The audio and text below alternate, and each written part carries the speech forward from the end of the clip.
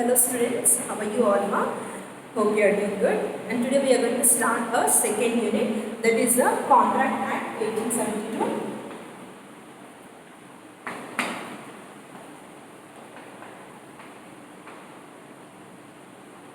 72 unit second. So Contract Act 1872. From this unit, the first topic which we are going to discuss is about legality of the object and consideration.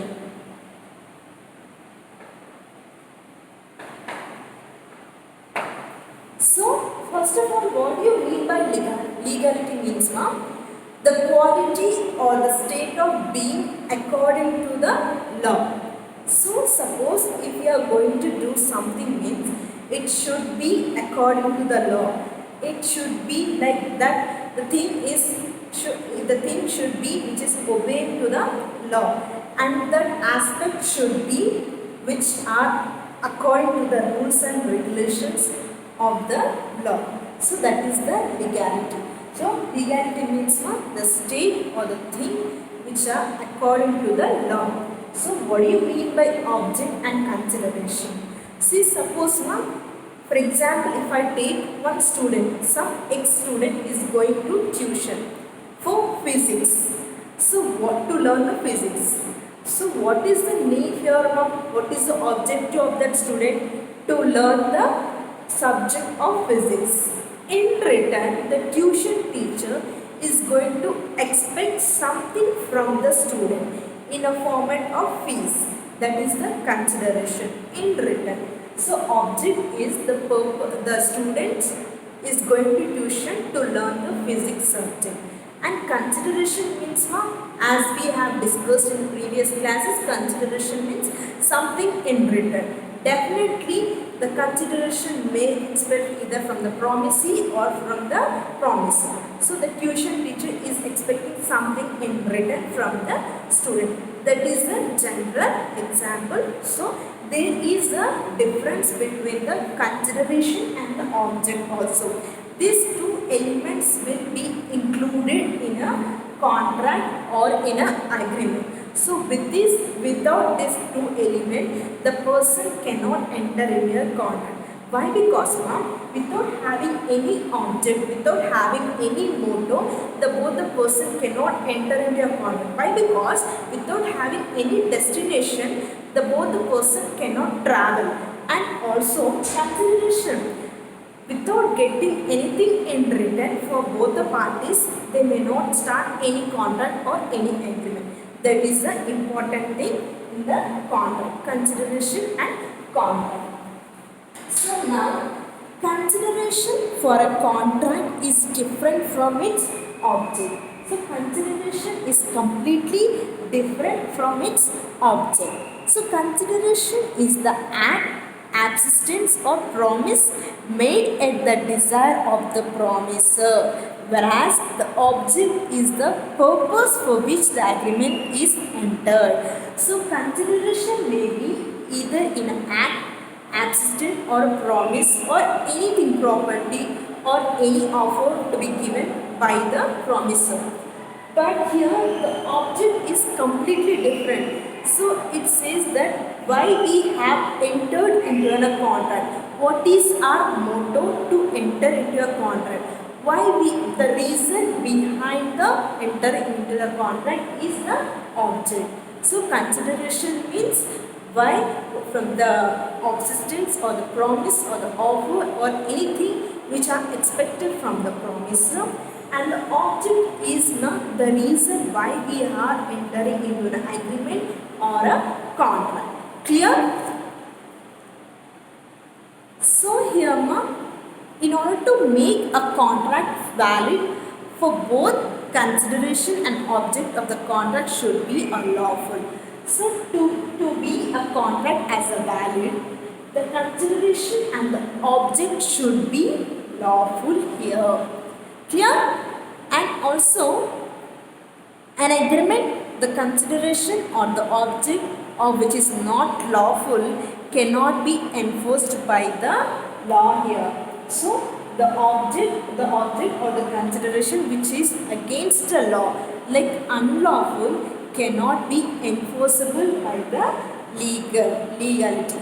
So this is because court will not allow polluted hands to touch the pure foundation of justice. So what is this meaning, ma'am? Where the court is not allowing any polluted hands to touch the foundation of justice means it is not allowing any activities which is against the law here. Clear with the introduction, ma'am? So first of all, consideration and object is completely different.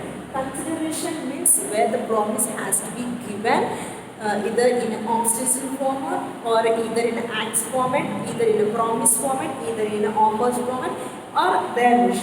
But the object is, it is the reason why they have entered into an agreement or in a contract.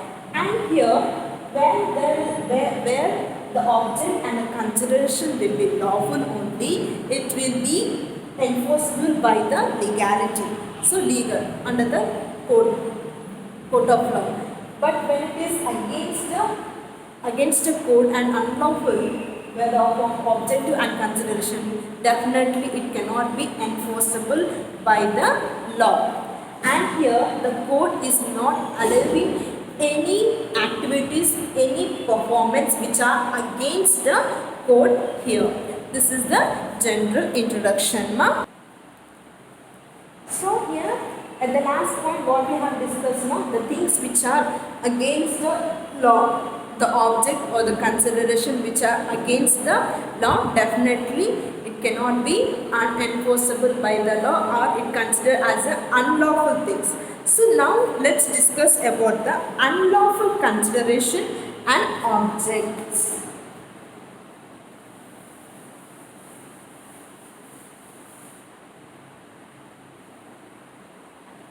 Unlawful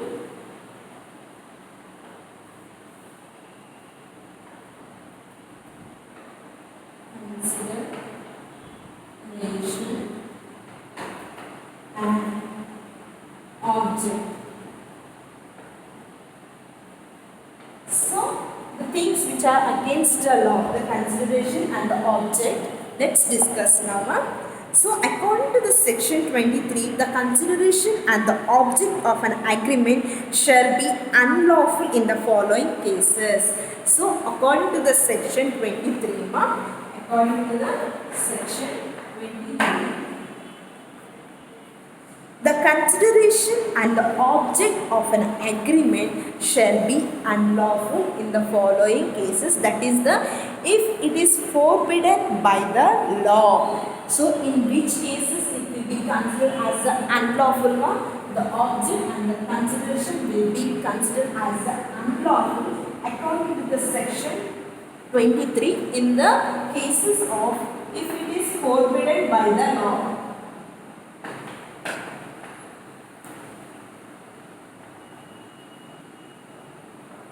If it is forbidden by the law.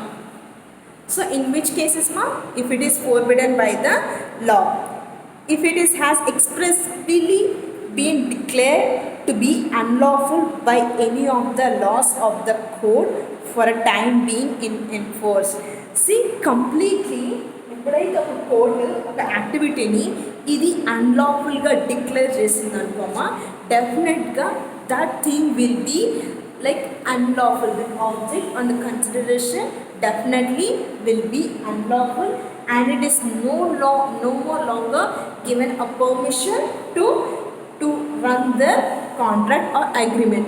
So in which cases, suppose if so and so A person has agreed, A and B person have an agreement or a contract that to smuggle the goods to another country. That smuggling is an illegal activities. It is not a legal activities. So the code has like observed and the code has. So the code will not permit any more to run their contract or agreement. Why? Because as their main motto or the objective is to smuggle the goods, which is against the law. So it is a unlawful things. That's why there will be a that object and the consideration will be considered as an unlawful things. So this is the first one. If it is forbidden by the law, the activity or the contract, the agreement which is running against the legal activity or the code, and if the code fought those illegal activities and it does not going to give any permission further, definitely that things will be an unlawful things and the code will be punishable for those activities also.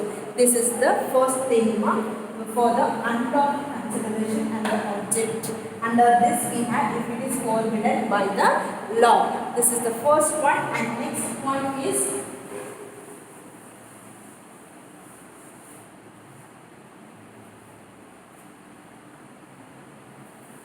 if it is of such nature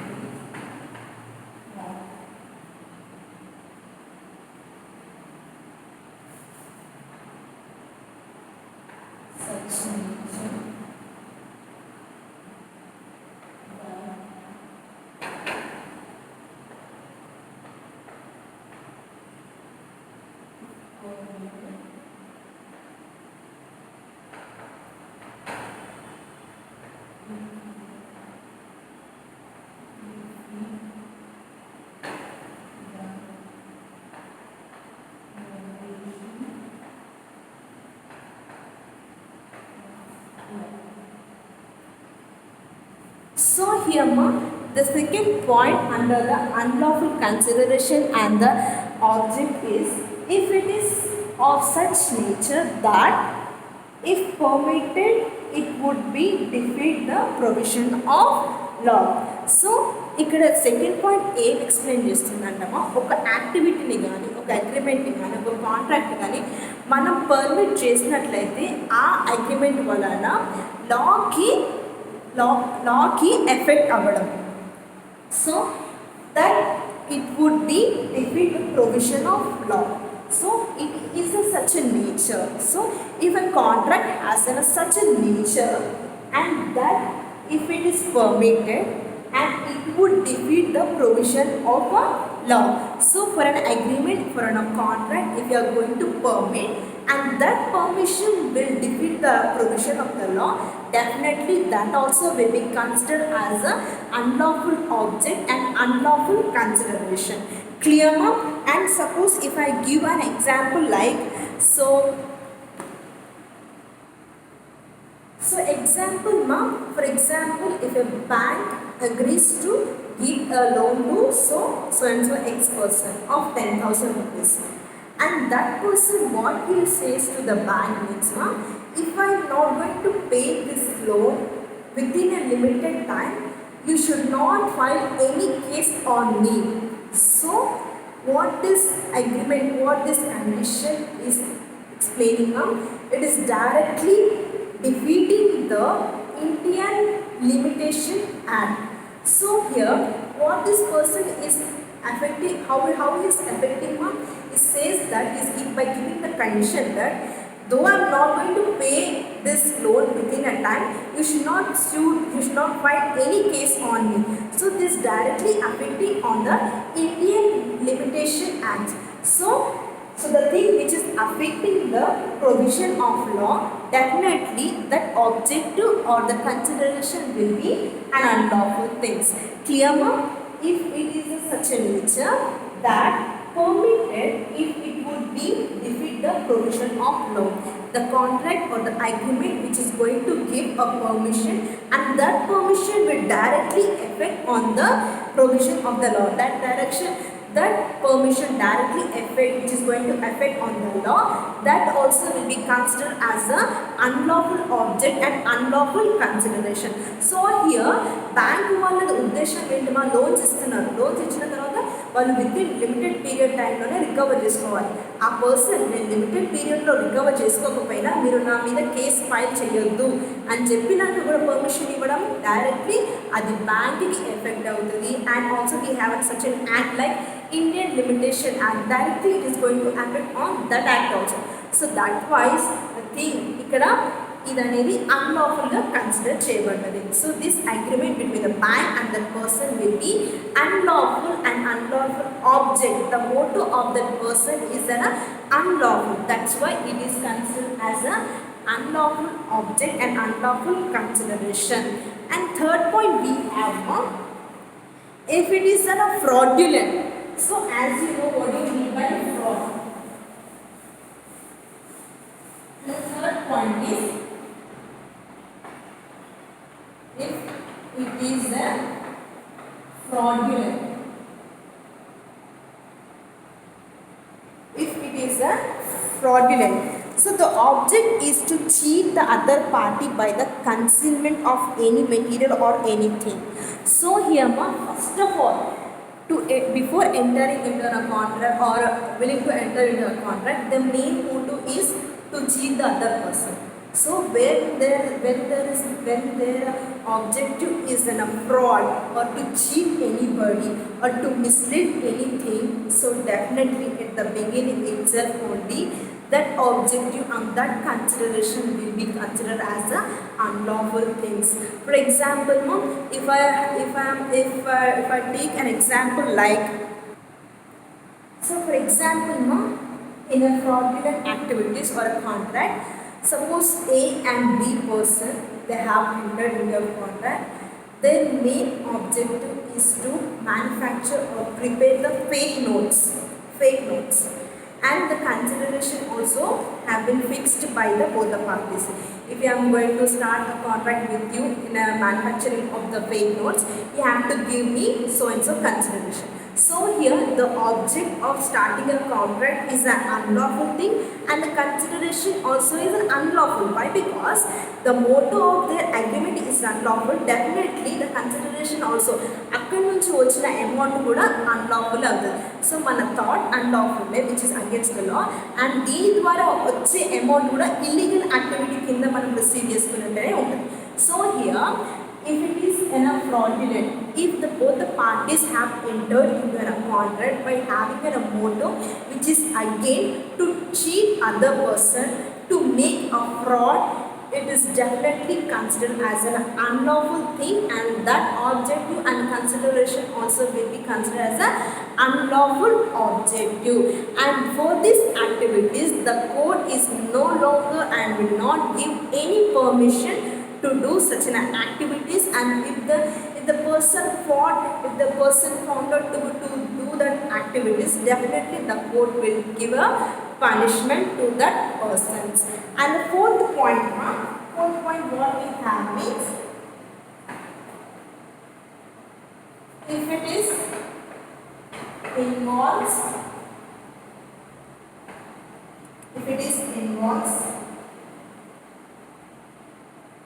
or implies injury to the person or property of another person. So what this is in the fourth point, if it is involves or implies injury to other person or property of other person. So for example, if an agreement or a contract is made between both the parties to make an injury or loss to other persons wantedly, so that objective and consideration definitely directly will become an unlawful things, and it is the court will not permit also. And here suppose if both the parties, suppose A and B, wantedly they have entered into a contract with giving a motto to spoil others objective, others goods. So ఇప్పుడు suppose ఏంటంటమ్మా A and B ఉన్నారు, C ఉన్నారు. So ఇక్కడ ఏంటంటమ్మా C అనే వ్యక్తికి ఒక manufacturing factory ఉంది. So what the A and B wanted to do means they have entered into a contract to spoil the manufacturing factory of C. So here the loss has been occurring to other person, and it has been a huge loss, property loss to other person, and it is also making injury to many people, those are working in the factory also. Here loss to another person and also making the injury to other person. So definitely the contract will be void. And also why? Because their main motto is to make loss of other property and also to injury other property, to injury other persons also. So here their objective and the consideration will become an unlawful thing here. This is the fourth point. And next one, fifth point, what we have is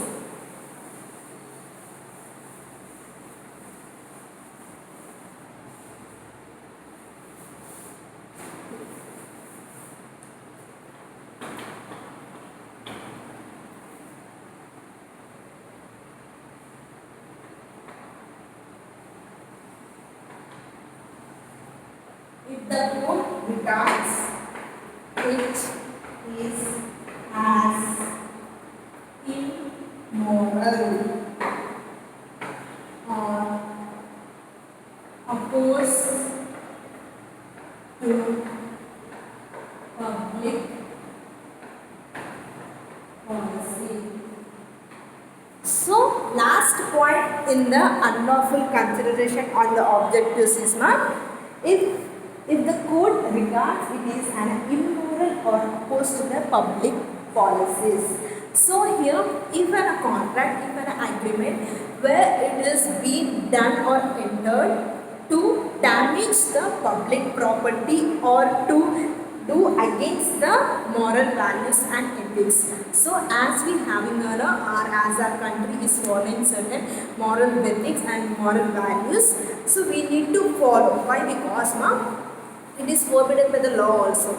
So and also the things which are going to do damage to the public policy or public property and which are opposite to the public policy also. In that cases also, if the contract is being found by the court, definitely the court will be rejecting the contract and the agreement.